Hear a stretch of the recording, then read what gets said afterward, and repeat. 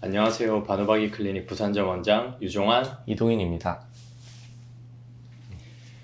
오늘은 동안의 필수 요소인 눈밑 꺼짐에 대해서 알아볼 텐데요. 우리가 나이가 들어가면서 눈밑 꺼짐이나 팔자주름, 옆볼 패임, 심부볼 처짐 등이 발생할 수 있는데 그 중에서도 시술 직후 가장 큰 변화를 주면서 보통은 5년에서 많게는 10년까지 젊어 보이게 할 수 있는 시술인 눈밑 필러 시술에 대해서 알아보고자 합니다. 순서로는 눈밑 꺼짐의 유형, 눈밑 꺼짐 유형별 치료법, 그리고 눈밑 지방 재배치를 해야 되는 경우, 눈밑 필러 부작용에 대해서 알아보고자 합니다.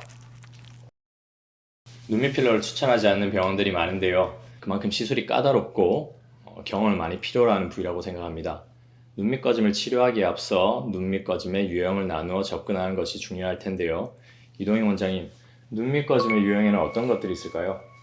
눈밑 꺼짐은 일단 애교살 아래 부위, 눈물고랑, 그리고 악광대가 복합적으로 연결이 되어 있어서 자신이 어떤 눈밑 꺼짐의 유형에 속하는지 정확히 알고 치료를 받는 것이 굉장히 중요해요. 사진에 보시면 노란색 부위는 이제 소위 아이백이라고 불리우는 눈밑 지방이 잘 생기는 부위이고, 노화가 되면서 이게 꺼지기보다는 이제 주로 돌출되는 부위라고 생각하시면 됩니다. 그리고 하늘색 부위는 이제 눈물고랑으로 이 부분이 보통 꺼져서 많이들 오시고 필러의 주 타겟팅이 되는 위치라고 생각하시면 되고요. 분홍색 부위는 이제 인디언 밴드가 있는 악광대 부위로, 인디언 밴드가 이제 피부를 안쪽에서 당기기 때문에 좀 악광대 꺼짐이 흔히 발생하는 부위라고 생각을 하시면 됩니다. 보통 20, 30대 분들은 이제 노란색, 하늘색 부위가 동시에 꺼져서 다크서클이 도드라져서 오시는 경우가 많고, 40대 이상부터는 여기 노란색 눈밑 지방 부위는 좀 돌출이 되면서 하늘색 눈물고랑 부위는 꺼진 상태로 내어나는 경우가 많습니다. 그리고 분홍색 같은 경우는 이제 눈밑 부위라기보다는 보통 악광대 부위로 분류가 되고, 이 부분이 꺼지면 이 부분도 같이 교정을 해줘야 눈밑이 돌출되어 보이지 않고 자연스럽게 만들어 드릴 수 있습니다. 네, 이 원장님이 앞서 설명해 주신 부분을 사진에 적용해 보면 먼저 1번 사진은 눈물고랑 위쪽으로 전반적으로 꺼져 있는 형태로 보입니다. 그리고 두 번째, 세 번째 사진은 눈밑 지방이 돌출이 되어 있고 그 아래로 눈물고랑이 깊게 패여 있는 형태인데요. 사진으로 봤을 때는 비슷해 보이는데 어떤 차이점이 있을까요? 두 번째, 세 번째 케이스는 두 분 다 60대이고 얼핏 봐서는 비슷한 유형의 눈밑 꺼짐으로 보이긴 하지만 자세히 들여다보면은 정도의 차이가 있는데요. 두 번째보다는 세 번째가 확연하게 눈밑의 탄력이 떨어져 있고 눈밑 처짐이 더 심하고, 이로 인해서 눈물고랑이 좀 더 깊게 패인 케이스라고 생각하시면 됩니다. 그래서 이런 경우는 시술 방법이 다르게 들어가야 되기 때문에 제가 비교해서 보여드렸고, 시술 방법에 대해서는 뒤에서 설명을 드리도록 할게요. 자, 네 번째 케이스는 이제 탄력 면에서는 괜찮은데 눈밑 지방이 넓게 아래로 처지면서 눈물고랑과 인디언 밴드가 구분이 안 되고 동시에 이렇게 전반적으로 꺼진 형태라고 보시면 됩니다. 이분도 이제 뒤에서 치료 방법에 대해서 설명을 드리도록 할게요. 네, 그럼 저희 병원에서 이 원장님이 직접 시술한 사례를 토대로 눈밑 꺼짐의 치료에 대해서 알아보도록 하겠습니다. 네, 이 윗분의 사진 같은 경우는 눈물고랑 윗부분으로 전반적으로 꺼져 있는 상태이고, 이제 혈관성 다크서클이 도드라져서 내어나신 분이고요. 눈물고랑 부분만 한 0.2에서 0.3cc 소량 니들로 채워드렸던 분이에요. 시술 직후 사진을 보시면 시술 전에는 약간 캥해 보이는 인상에서 시술 직후는 좀 더 생기 있어 보이는 모습으로 개선이 되었죠. 네, 결과가 매우 좋습니다. 대부분의 병원에서 눈밑 꺼짐은 캐뉼라로 시술을 하는데 네. 바늘로 시술하는 특별한 이유가 있을까요? 예. 캐뉼라로 시술하는 것보다 니들로 하는 것이 멍이나 이제 붓기가 좀 더 생길 수는 있긴 하지만, 굵고 긴 캐뉼라로 이렇게 진입하게 되면 터널링 되는 부위로 필러의 이동이 발생할 수 있고, 또 뭉침 현상도 더 많이 발생할 수가 있어요. 그래서 저는 처음에는 좀 붓기와 멍이 있고, 자리 잡는 데 시간이 좀 더 걸리더라도 니들을 선호하는 편이에요. 그리고 아래 사진의 케이스를 보시면 윗사진과 같은 유형의 눈밑 꺼짐에 속하고 시술 방법도 동일하게 들어갔어요. 그래서 직후 사진을 보시면 눈물고랑이 많이 편편해진 것을 보실 수 있긴 한데 이제 약간 다크서클이 남아있죠. 이 부분 같은 경우는 이제 색소가 피부 표면에 있는 거기 때문에 안쪽에 필러를 채운다고 해도 개선이 되지 않는 부분이에요. 이 부분 같은 경우는 이제 눈밑 지방이 마일드하게 좀 돌출이 돼 있고 눈밑고랑이 그에 맞춰서 약간 꺼져 있어서 눈물고랑을 이제 눈밑 지방의 높이에 맞춰서 그냥 조금 채워드렸던 분이고요. 용량 같은 경우는 양쪽 합쳐서 0.5cc 이내 정도로 들어갔던 것 같아요. 네, 이분 같은 경우는 이제 오른쪽 같은 경우는 눈물고랑 윗부분이 전반적으로 꺼져 있고 왼쪽은 눈밑 지방이 좀 돌출되어 있으면서 눈물꼬랑이 좀 꺼져 있죠. 그래서 양쪽에 비대칭이 좀 있었던 분이라서 오른쪽 부분을 좀 더 채워서 비대칭을 맞춰드렸고 어느 정도 대칭이 맞춰졌죠. 용량은 이분 같은 경우는 한 1cc 정도 들어간 분이라고 생각하시면 되고요. 아래 사진에 보는 양측 눈밑 지방이 좀 많이 도드라져 보이는데요. 네네. 이런 경우에는 어떻게 치료를 하는 게 좋을까요? 이 케이스와 뒤에 보여드릴 케이스 같은 경우는 이제 눈밑 지방이 좀 어느 정도 돌출이 돼 있어서 눈밑 지방 재배치를 하면 좋은 케이스이긴 한데요. 이분 같은 경우는 선호도에 따라서는 이제 눈밑 필러로도 충분히 개선을 할 수 있기 때문에 저는 필러로 진행을 해드렸고, 이분도 양쪽 합쳐서 한 1cc 정도 들어가서 이렇게 개선이 잘 된 상황이라고 보시면 돼요. 네, 이분 같은 경우는 60대 이상이고 탄력이 좀 떨어져 있어서 앞에 분보다는 눈밑지방 재배치를 좀 더 해볼 수 있는 케이스이긴 한데 제가 필러로 좀 예쁘게 만들어 드렸던 분이고요. 아무래도 이제 아이백 눈밑지방이 돌출이 많이 돼 있기 때문에 필러 양이 좀 더 들어가고 이로 인해서 좀 자리 잡는 데는 시간이 좀 더 걸릴 수 있어요. 아래 사진에 보는 눈밑 지방이 좀 아래로 돌출돼 있으면서 눈물꼬랑과 인디언 주름이 연결돼 보이네요. 네.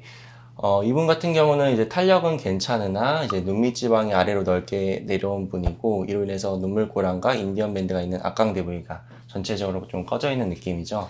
그래서 시술은 주로 악강대 부위의 볼륨을 올려주면서 눈물꼬랑 부분은 이제 소량 채워서 교정을 해드렸고요. 여기 이렇게 볼록한 부위는 이제 보톡스가 들어간 부위고, 보톡스를 넣는 이유는 이제 눈밑의 움직임에 따라서 필러의 이동이 발생할 수 있는데 이를 좀 예방하기 위해서 이런 식으로 넣어드리긴 하고 있습니다.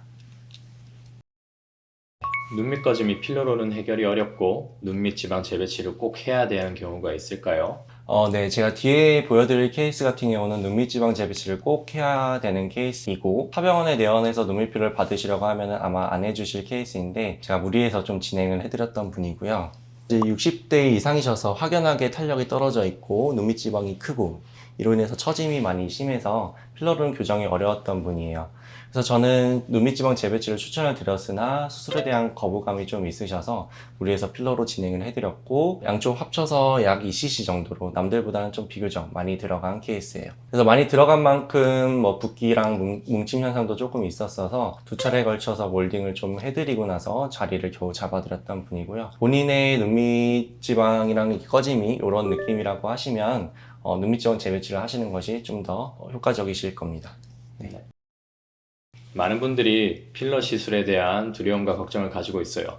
눈밑 필러 시술 후에 생길 수 있는 부작용으로는 어떤 게 있을까요? 네, 부작용이라기보다는 흔히 발생할 수 있는 경과로는 붓기가 한 1, 2주 정도 있을 수 있고 필러의 이동이나 뭉침 현상이 나타날 수가 있는데 이는 앞에서도 말씀드렸듯이 캐뉼라로 하는 것보다는 니들로 해서 조금 예방을 해드리고 있고요. 또 이제 보톡스를 함께 해서 좀 필러의 움직임을 최소화하려고 하고 있어요. 그리고 많은 분들이 이제 틴들 현상이라고 필러 비침 현상을 많이 궁금해들 하시는데 저 같은 경우는 이제 근육 밑에 좀 깊은 곳에 필러를 넣어서 주로 교정을 하고 필요하다면 소량만 피부 밑에 얕은 곳에 넣어서 교정을 하기 때문에 틴들 현상으로 내원하시는 분은 거의 없었던 것 같아요.